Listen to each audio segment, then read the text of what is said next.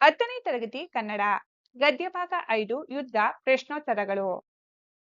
ಕೆಳಗಿನ ಕವಿಗಳ ಅಥವಾ ಸಾಹಿತಿಗಳ ಜನ್ಮಸ್ಥಳ, ಕಾಲ, ಕೃತಿ ಮತ್ತು ಪ್ರಶಸ್ತಿಗಳನ್ನು ಕುರಿತು ವಾಕ್ಯ ರೂಪದಲ್ಲಿ ಬರೆಯಿರಿ.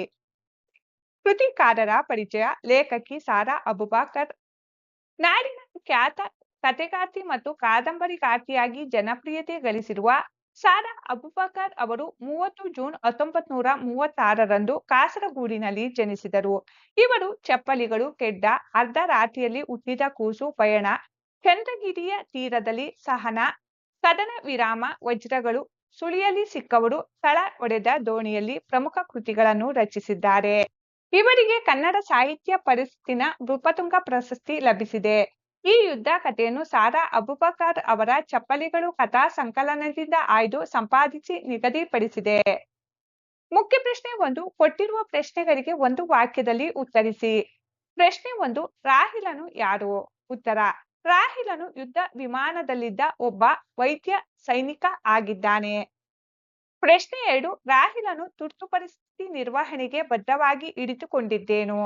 ಉತ್ತರ: ರಾಹಿಲನು ತನ್ನ ಕೈಯಲ್ಲಿದ್ದ ಔಷಧ ಮತ್ತು ತುರ್ತು ಪರಿಸ್ಥಿತಿಗೆ ಬೇಕಾದ ಶಸ್ತ್ರಚಿಕಿತ್ಸಾ ಸಾಮಾನುಗಳ ಪೆಟ್ಟಿಗೆಯನ್ನು ಭದ್ರವಾಗಿ ಹಿಡಿದುಕೊಂಡಿದ್ದನು. ಪ್ರಶ್ನೆ 3. ಗಡಿ ಪ್ರದೇಶಗಳಲ್ಲಿ ಬ್ಲಾಕ್ಔಟ್ ನಿಯಮವನ್ನು ಏತಕ್ಕಾಗಿ ಪಾಲಿಸಲಾಗುತ್ತಿದೆ? ಉತ್ತರ: ಯುದ್ಧ ಕಾಲದಲ್ಲಿ ವಿಮಾನ ದಾಳಿಯಿಂದ ರಕ್ಷಿಸಿಕೊಳ್ಳಲು ಬ್ಲಾಕ್ಔಟ್ ನಿಯಮವನ್ನು ಪಾಲಿಸಲಾಗುತ್ತಿದೆ. ಪ್ರಶ್ನೆ 4. ರಾಹಿಲನು ಮುದುಕಿಯ ಎದುರಿಗೆ ನುಡಿದ ಗಂಭೀರವಾದ ಮಾತು ಯಾವುದು? ಉತ್ತರ: ರಾಹಿಲನು ನಾನು ಯುದ್ಧ ಮಾಡುವ ಮೂರ್ಖರ ಕಡೆಯವನಲ್ಲ, ಸಂಕಷ್ಟಕ್ಕೀಡಾದ ಮನುಷ್ಯರ ಕಡೆಯವನು ಎಂದು ಮುದುಕಿಯ ಎದುರಿಗೆ ಗಂಭೀರವಾದ ಮಾತು ನುಡಿದನು. ಪ್ರಶ್ನೆ 5. ಯುದ್ಧದ ಬಗೆಗೆ ಮುದುಕಿಯು ಏನೆಂದು ಗೊಣಗಿಕೊಂಡು ಬಾಗಿಲು ತೆರೆದಳು? ಉತ್ತರ: ಗಾಯ. ಎಲ್ಲರಿಗೂ ದೇಹಕ್ಕೂ ಮನಸ್ಸಿಗೂ ಗಾಯ ಮಾಡುವುದೇ ಯುದ್ಧದ ಪರಿ ತಾನೆ ಎಂದು ಮುದುಕಿ ಗೊಣಗಿಕೊಳ್ಳುತ್ತಾ ಬಾಗಿಲು ತೆರೆದಳು. ಮುಖ್ಯ ಪ್ರಶ್ನೆ 2. ಕೊಟ್ಟಿರುವ ಪ್ರಶ್ನೆಗಳಿಗೆ 3-4 ವಾಕ್ಯಗಳಲ್ಲಿ ಉತ್ತರಿಸಿ. ಪ್ರಶ್ನೆ 1. ಡಾಕ್ಟರ್ಗೆ ವಿಮಾನದ ಪೈಲಟ್ ಏನು ಹೇಳಿದನು? ಉತ್ತರ: ಡಾಕ್ಟರ್, ವಿಮಾನದ ರೇಡಿಯೋ ಸಮನಾಗಿ ಕಾರ್ಯನಿರ್ವಹಿಸುತ್ತಿಲ್ಲ. ಗ್ರೌಂಡಿನೊಡನೆ ಸಂಪರ್ಕ ಬೆಳೆಸಲು ಸಾಧ್ಯವಾಗುತ್ತಿಲ್ಲ. ಎಲ್ಲಾದರೂ ಹೇಗಾದರೂ ಇಳಿಯೋಣವೆಂದರೆ ಈ ಕತ್ತಲೆಯಲ್ಲಿ ಏನೂ ಕಾಣಿಸ್ತಾ ಇಲ್ಲವಲ್ಲ ಎಂದು ವಿಮಾನದ ಪೈಲಟ್ ಹೇಳಿದನು.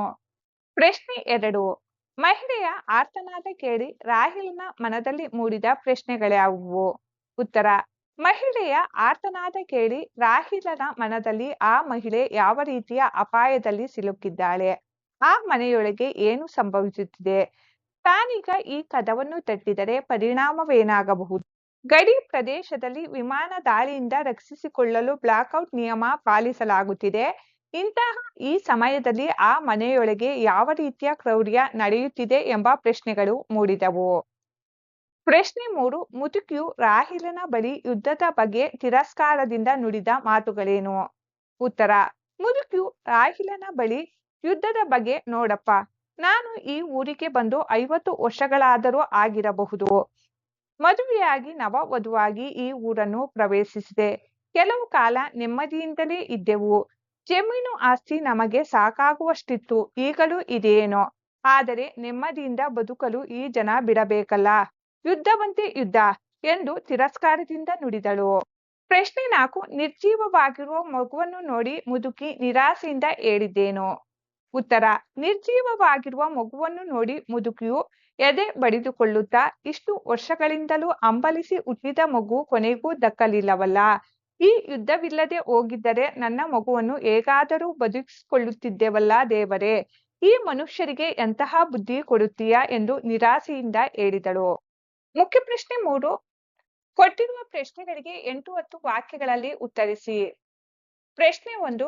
ಮುದುಕಿಯು ತನ್ನ ಮಗನು ಯುದ್ಧಕ್ಕೆ ಹೋದ ಸಂದರ್ಭವನ್ನು ಹೇಗೆ ವಿವರಿಸಿದಳು? ಉತ್ತರ: ಯುದ್ಧಕ್ಕೆ ಹೋಗಿದ್ದಾನೆ. ನನ್ನ ಮಗನಿನ್ನು ಚಿಕ್ಕ ಹುಡುಗನಿದ್ದಾಗ ಯುದ್ಧಕ್ಕೆ ಹೋದ ಅವನ ತಂದೆ ಹಿಂದಿರುಗಲಿಲ್ಲ. ಎದೆ ತುಂಬಾ ಬೂದಿ ಮುಚ್ಚಿದ ಕೆಂಡ. ಎದೆಯ ಗಾಯ ಇಂದಿಗೂ ಇದೆ ನೋಡು. ಎಲ್ಲ ದುಃಖ ನುಂಗಿಕೊಂಡು ಮಗನನ್ನು ಸಾಕಿ ಸಲುಹಿದೆ.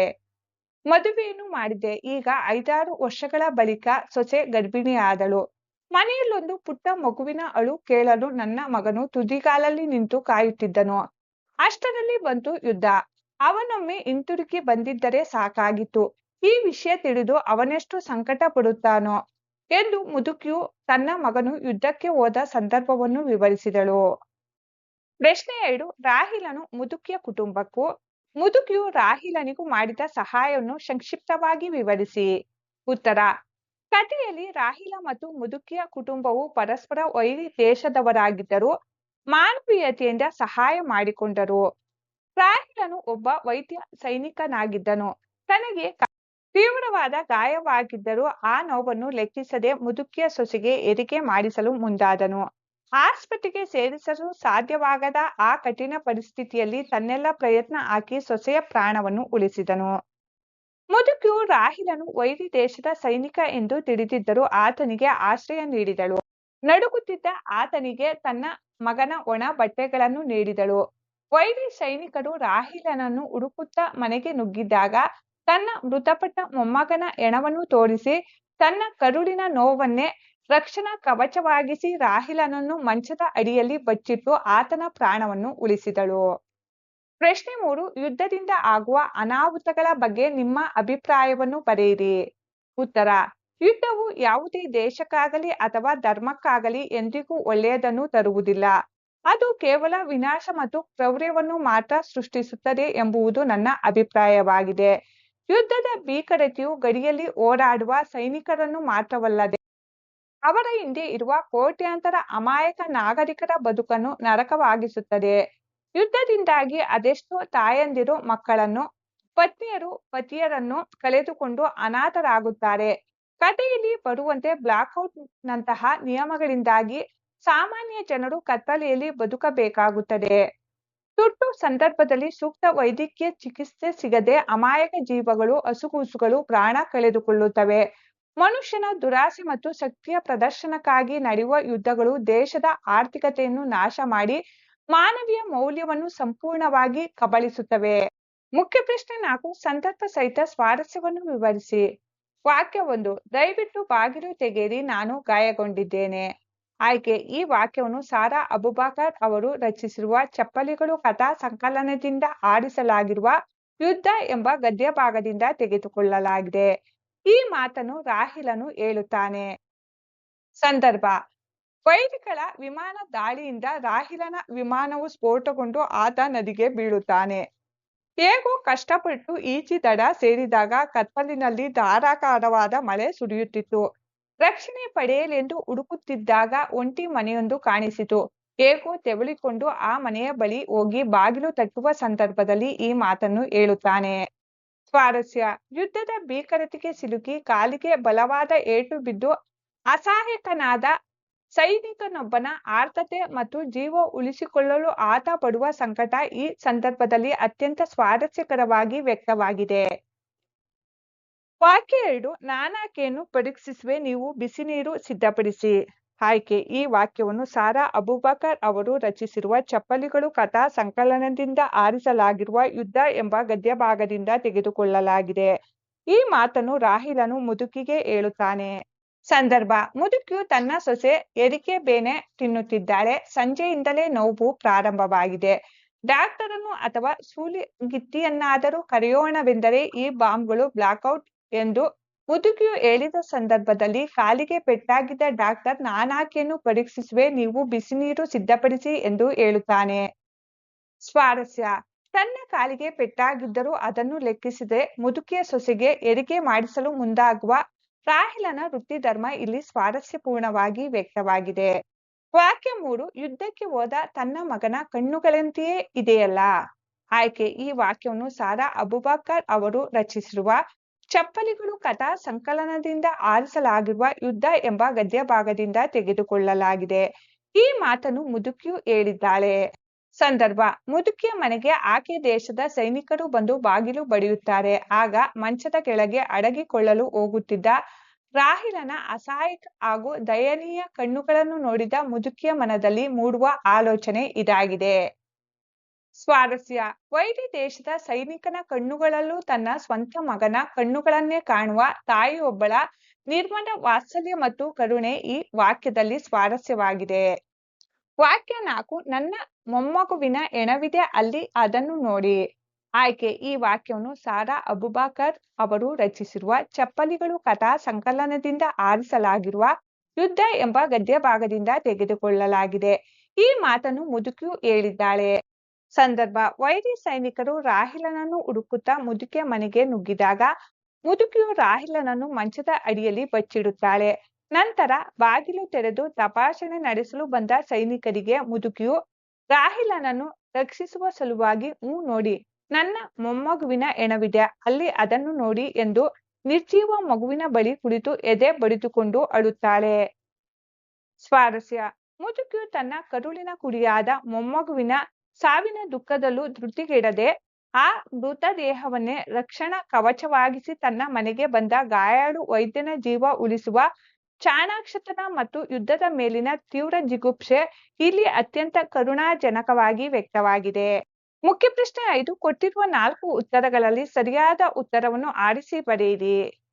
ವಾಕ್ಯ 1: ರಾಹಿಲನ ದೇಹದಲ್ಲಿ ಡ್ಯಾಶ್ ಸಂಚಾರವಾದಂತಾಯಿತು. ಆಯ್ಕೆಗಳು: ಶಕ್ತಿ, ವಿದ್ಯುತ್, ಹೊಸರಕ್ತ, ಮಿಂಚು. ಸರಿಯಾದ ಉತ್ತರ ಈ ಹೊಸರಕ್ತ. 2 ನರಳಾಟದ ಬೆನ್ನಲ್ಲೇ ಹಿರಿಯ ಹೆಂಗಸಳೊಬ್ಬಳ ಡ್ಯಾಶ್ ಕೇಳಿ ಬಂತು. ಆಯ್ಕೆಗಳು: ಆರ್ತನಾದ, ಅಳು, ಚೀರಾಟ, ಸಾಂತ್ವನ. ಸರಿಯಾದ ಉತ್ತರ ಈ ಸಾಂತ್ವನ. 3 ಮುದುಕಿ ಮತ್ತು ಸೊಸೆಯ ಡ್ಯಾಶ್ ಮನೆಯ ಮೂಲೆ ಮೂಲೆಯಲ್ಲಿ ಪ್ರತಿಧ್ವನಿಸಿತು. ಆಯ್ಕೆಗಳು: ಸಂತಸ, ಜಗಳ, ರೋದನ, ಸಂಗೀತ. ಸರಿಯಾದ ಉತ್ತರ ಈ ರೋದನ. 4 ಯಾರಾದರೂ ಗಾಯಗೊಂಡ ಡ್ಯಾಶ್ ಈ ಕಡೆ ಬಂದಿದ್ದಾರೆಯೇ? ಆಯ್ಕೆಗಳು: ಜನರು, ಸೈನಿಕರು, ಗಂಡಸರು, ಹೆಂಗಸರು. ಸರಿಯಾದ ಉತ್ತರ ಈ ಸೈನಿಕರು. 5 ಮನೆಯಲ್ಲೊಬ್ಬ ಪುಟ್ಟ ಮಗುವಿನ ಅಳು ಕೇಳಲು ನನ್ನ ಡ್ಯಾಶ್ ತುದಿಗಾಲಲ್ಲಿ ನಿಂತು ಕಾಯುತ್ತಿದ್ದನು.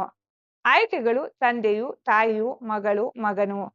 ಸರಿಯಾದ ಉತ್ತರ ಈ ಮಗನು. ಮುಖ್ಯ ಪ್ರಶ್ನೆ 6 ಈ ಗದ್ಯ ಭಾಗದಲ್ಲಿ ಬಳಕೆಯಾಗಿರುವ ಪ್ರಶ್ನಾರ್ಥಕ ಚಿಹ್ನೆಗಳ ವಾಕ್ಯಗಳನ್ನು ಸಂಗ್ರಹಿಸಿ ಬರೆಯಿರಿ. ಪ್ರಶ್ನಾರ್ಥಕ ಚಿಹ್ನೆ ಇರುವ ವಾಕ್ಯಗಳು: ಕಥೆಯಲ್ಲಿ ಇಲ್ಲಿ ಏನು ಕಾಣಿಸ್ತಾ ಇಲ್ಲವಲ್ಲ? ಈ ನೆಲ ಯಾರಿಗೆ ಸೇರಿತು? ಆ ಮಹಿಳೆ ಯಾವ ರೀತಿಯ ಅಪಾಯದಲ್ಲಿ ಸಿಲುಕಿದ್ದಾಳೆ? ಆ ಮನೆಯೊಳಗೆ ಏನು ಸಂಭವಿಸುತ್ತಿದೆ? ಪ್ರಾಣೀಗ ಈ ಕದವನ್ನು ತಟ್ಟಿದರೆ ಪರಿಣಾಮವೇನಾಗಬಹುದು? ಈ ಸಮಯದಲ್ಲಿ ಆ ಮನೆಯೊಳಗೆ ಯಾವ ರೀತಿಯ ಕ್ರೌರ್ಯ ನಡೆಯುತ್ತಿದೆ? ಏನು ಮಾಡಲಿ ಮಗಳೇ? ಈ ಮನೆಯಲ್ಲಿ ಈ ಕತ್ತಲೆಯಲ್ಲಿ ನಾನು ಯಾರನ್ನು ಕರೆಯಲಿ? ಯಾರಪ್ಪ ಅದು? ಈ ಮಳೆಯಲ್ಲಿ ಈ ಕತ್ತಲ ಗುಹೆಯಲ್ಲಿ ಯಾರು? ಯಾರಪ್ಪ ನೀನು? ನಮ್ಮ ಕಡೆಯವನು ತಾನೇ? ಯಾರಮ್ಮ ಅದು? ಏನಾಗಿದೆ? ಏನು ಹೇಳಲಪ್ಪ? ಯಾರಿಗೆ ಬೇಕಾಗಿದೆ ಈ ಯುದ್ಧ? ನಾನು ಆಕೆಯನ್ನು ಪರೀಕ್ಷಿಸಲೇ?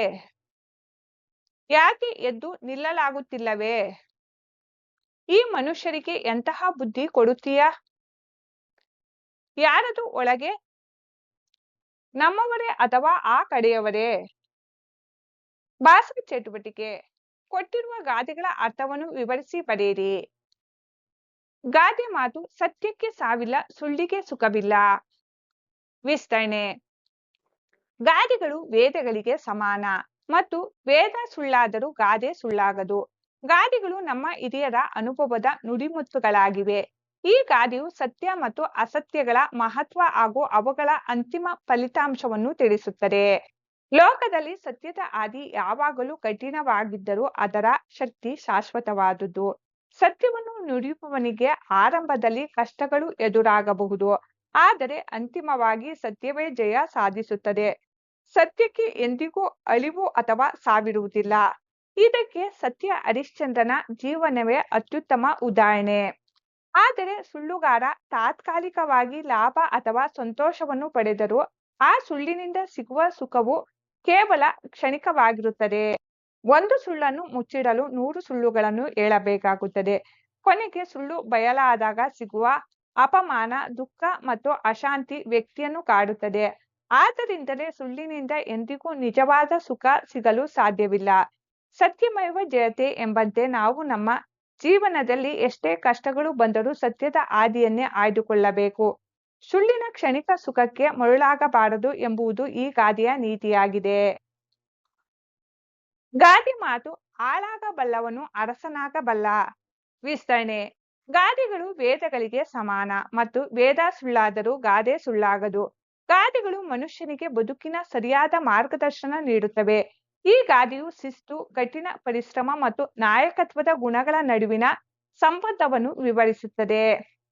ಯಾರಾದರೊಬ್ಬರು ಜೀವನದಲ್ಲಿ ದೊಡ್ಡ ನಾಯಕರಾಗಬೇಕಾದರೆ ಅಥವಾ ಯಶಸ್ವಿ ಅರಸ ಅಂದರೆ ಯಜಮಾನ ಅಥವಾ ಅಧಿಕಾರಿ ಆಗಬೇಕಾದರೆ ಮೊದಲು ಸಣ್ಣ ಮಟ್ಟದ ಕೆಲಸ ಕಲಿಯಬೇಕು ಮತ್ತು ಇತರರ ಕೈ ಕೆಳಗೆ ನಿಷ್ಠಾವಂತ ಆಳು ಆಗಿ ದುಡಿಯುವ ಮನೋಭಾವ ಹೊಂದಿರಬೇಕು. ಕೈ ಕೆಳಗೆ ಕೆಲಸ ಮಾಡುವಾಗ ಸಿಗುವ ಕಷ್ಟಗಳು, ಜವಾಬ್ದಾರಿಗಳು ಮತ್ತು ಅನುಭವಗಳು ಮನುಷ್ಯನನ್ನು ಪಕ್ವಗೊಳಿಸುತ್ತದೆ.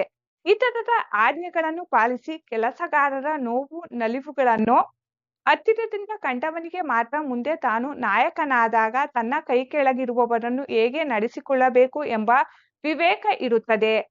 ತಾನೇ ಒಬ್ಬ ಆಳಾಗಿ ಕಷ್ಟಪಡದವನು ಎಂದಿಗೂ ಉತ್ತಮ ಅರಸನಾಗಲಾರ. ಸೇವಕನಷ್ಟೇ ಉತ್ತಮ ನಾಯಕನಾಗಲು ಸಾಧ್ಯ. ಯಾವುದೇ ಕೆಲಸವನ್ನು ಸಣ್ಣದು ಎಂದು ಕೀಳಾಗಿ ಕಾಣದೆ ಶ್ರದ್ಧೆಯಿಂದ ದುಡಿದು ಅನುಭವ ಪಡೆದರೆ ಭವಿಷ್ಯದಲ್ಲಿ ಉನ್ನತ ನಾಯಕತ್ವದ ಸ್ಥಾನಕ್ಕೇರಬಹುದು ಎಂಬ ಸಂದೇಶವನ್ನು ಈ ಗಾದೆ ನೀಡುತ್ತದೆ.